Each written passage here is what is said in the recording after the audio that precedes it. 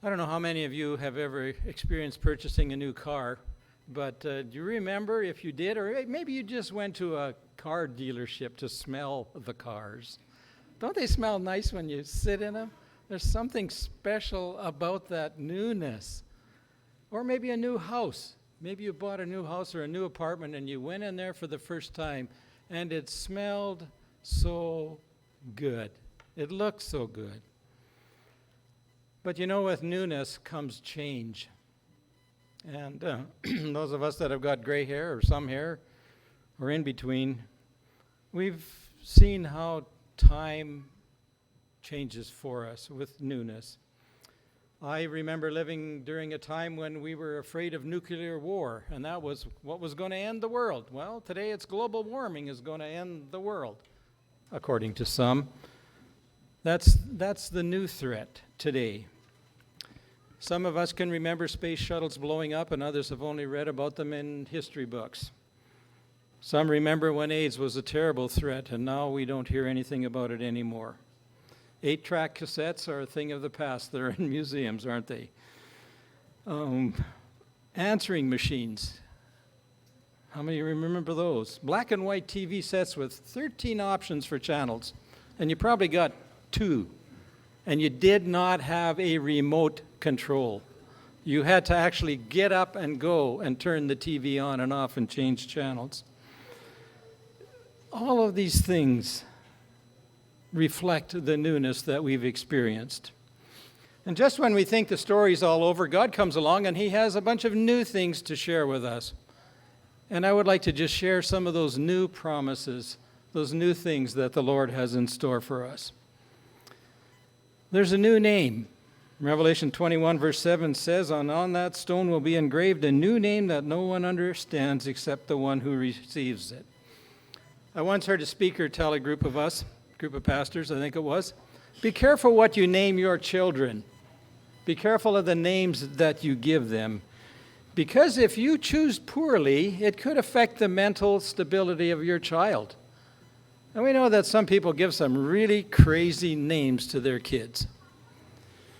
I know that we have different traditions about naming, and I've only got to the stage of knowing first names here, because I know last names don't follow through like they do in the custom that I'm used to. I used to have friends from India, and I know the changes that they would make in the family names. Know a mother and a daughter who both of them changed their names, their first names and their last names. And still to this day, I want to go back to the name that I really knew them by. In the Bible, when you received a new name, it was a result of some experience you had and that you'd gone through. You have a new status with God. And so God has chosen and has promised to give each one of us a new name. So maybe the next time I see some of you, I will know you by a new name. And I'll know it. That's the good part. I'll know it and I'll remember it. God has chosen a new name for us, and it fits each one of us just perfectly. There's also a new song. Revelation 1:5-9 says, they sang a new song with these words. Now, I hope God is going to add a new singing voice with that. I really do. And I hope, the other thing that I really hope, because I didn't get enough of it while I was here, is that we will hear singing in our different national tongues. I had sort of requested I'd like to hear Jadiri's group at least one more time, but I guess that didn't work out because some of them are far, far away. But, be looking forward to that, to singing a new song. That will be one of the first things that we hear when we get to that new heaven and that earth. And there won't be any arguments about, well, is that song reverent? Is that the right song? I don't like that one. There'll be none of that in heaven. So leave that all behind. This is a place for a new song of deliverance, a song, or when sighing gives way to singing, it will be the song of our new experience. As we heard in our scripture reading, there's a new heaven and a new earth. Now, I think that's in the sense of renewed. Really, what it means is that also that earth will be our, quote, heavenly home. Can you imagine a world without death? A place where you'll never be sick again. There's no mosquitoes. There's no homework. There's no drought. There's no winter. There's no glasses. There's no fears. Everything horrible about this place is gone. It's finished. And everything will smell new. Revelation also says there will be a new people. This company will be eternally graced with the presence of God. Dissolved by death, changed by resurrection, it is still we who exist. I need a new body. This one's wearing out. It's getting old and changing color and sagging and just needs some change. A new mind, a mind that can remember things. And when I hear a name once, I'll remember it. These are all things that defy language. They baffle expression. But before we enter that new heaven and that new earth, we need to be changed. Beauty will no longer give way to age. And in that life to come, there will be no barriers, no limitations. We will render perfect worship, perfect service, perfect love. John also sees a new Jerusalem, the holy city coming down like a bride, beautifully dressed for her husband. Can you remember your wedding day? Remember what you looked like? Remember what your spouse looked like? It's all going to be new. I love to visit the old city of Jerusalem. It's a wonderful place, especially that tiny little area that's surrounded by a wall from medieval days. But it's noisy. It's filled with stone and steps. You're either going up or you're going down. And there's shops and there's people everywhere. There's a corner for the Armenians, and there's a corner for the Muslims, and there's a corner for the Jews, and there's a corner for the Christians. And even the famous church there, the Church of the Holy Sepulchre, big building, is all divided up, and different Christian groups do different things. They have their own little territory in there. I even heard a story of some of the men having a fist fight. This is inside the church because somebody was sweeping in their corner. We need a new Jerusalem. We really do.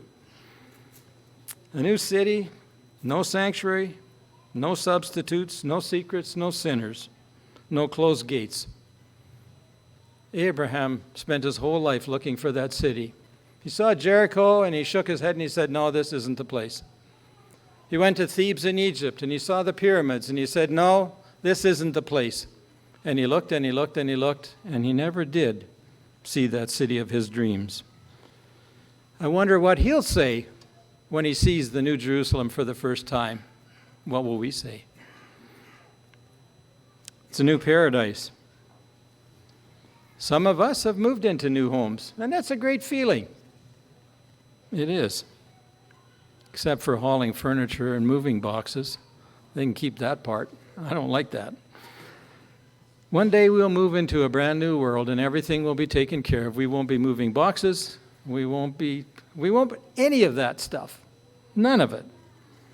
That house is going to be furnished by God. We'll be satisfied. God will give us satisfying relationships. God is giving himself. This will be a safe place. Sin has really done a good job of wrecking this world. And God's going to put it back together again the way he made it the first time.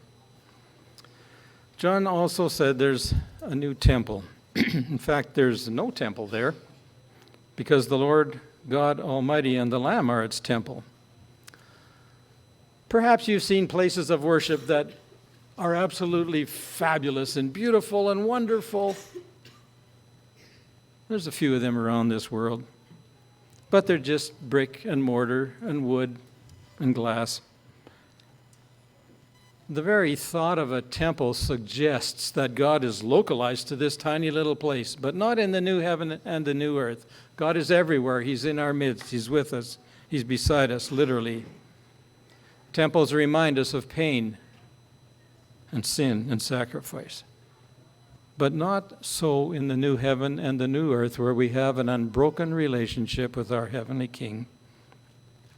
We must be there. We must bask in the forgiving smiles of God, to whom we have become reconciled and sin no more. We must have access to that endless, exhaustless fount of vitality, the fruit of the tree of life, and never die. We must repose under the shadow of its leaves, which are for the life-giving, which are for the service of the nations, and never again grow weary. We must drink from the life-giving fountain and thirst never more. We must walk on the golden sands and feel that we are no longer exiles. We must exchange the cross for the crown and feel that the days of our humiliation are ended. We must lay down the staff and take up the palm branch and feel that the journey is done. We must put off the garments of our warfare for the white robes of triumph and feel that the conflict is ended. We must exchange the toil-worn, dusty raiment of our pilgrimage for the glorious vesture of immortality and feel that sin and the curse can never pollute us. There's one more new. Jesus said, "Mark my words, I will not drink wine again until the day that I drink it new with you in my Father's kingdom." We're here today to celebrate that newness. We look at the past, we remember the sacrifice that Jesus made, but we also need to look forward to that which is new, that which is coming. This morning, before we share those emblems that represent the great gift that God has given us, we have an ordinance of foot washing, of humility, as the Bible speaks of it. It's not humiliating. It's simply representing our humility in willing to serve one another. We hold an open communion. If you're visiting with us and you wish to participate, please feel free. If you wish to simply observe, please feel free to do that too. At this time, we're going to separate for that service of foot washing. The men will be meeting, I believe, downstairs in the fellowship area. The ladies, I believe, meet in the chapel, and downstairs is also a room for couples if you wish to serve one another. And there will be a children's story. There will be something for the children up here as well. So let's separate at this time as we just enter into that service together.